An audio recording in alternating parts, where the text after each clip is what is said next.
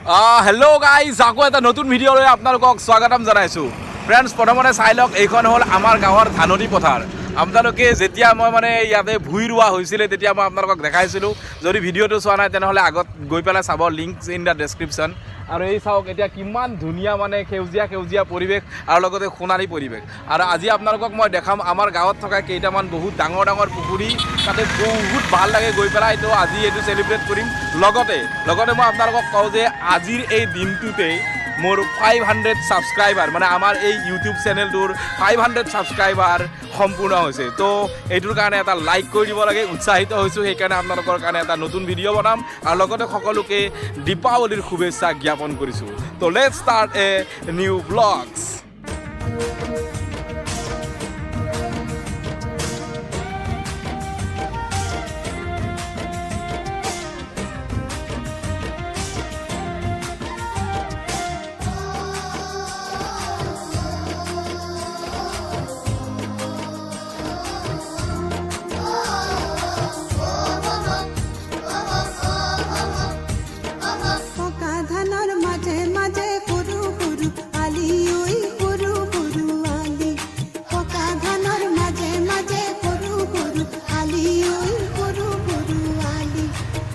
এইটো হ'ল পথাৰৰ ৰাস্তা। এতিয়া গৈ আছোঁ আমি পথাৰৰ ৰাস্তাৰে।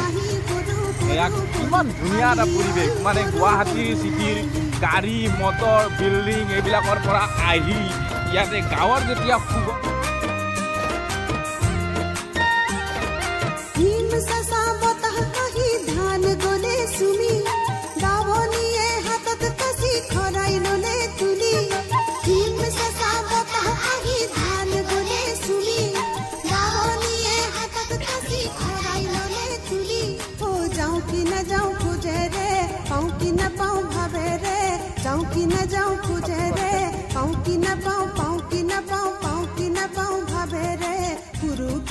बात बोले बुली पुरु पुरु आली ओई पुरु पुरु आली ओका धनर मागे मागे पुरु पुरु आली ओई पुरु पुरु आली।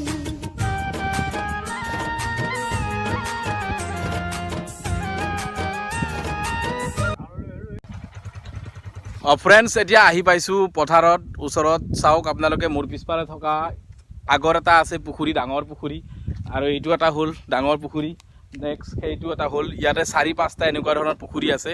আৰু ইয়াৰে অকণমান পৰিৱেশটো আপোনালোকে চাই লওক, কিমান মজা হয়। একদম ঠাণ্ডাৰ দিনত আহক, গৰম দিনত আহক, ইয়াতে বহুত ভাল লাগে। এটা সম্পূৰ্ণ পৰিৱেশ উপভোগ কৰিব পাৰি। বিউটিফুল নেচাৰ উপভোগ কৰিব পাৰি। ইমান ধুনীয়া পৰিৱেশ হয়।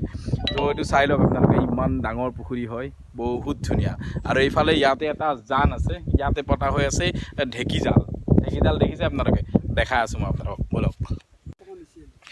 বহুত ব্যস্ততাৰ মাজত যদি আপোনালোকে থাকে, গাড়ী মটৰৰ শব্দ, ইণ্ডাষ্ট্ৰীৰ শব্দ, বহুত কিবা কিবি ধৰণৰ বহুত হাল্লা, কিন্তু পথাৰত যদি আহে, এনেকুৱা যদি পৰিৱেশত আহে, কিবা এটা শান্তি লাগে, মনৰ কিবা এটা শান্তি লাগে, বহুত ভাল লাগে।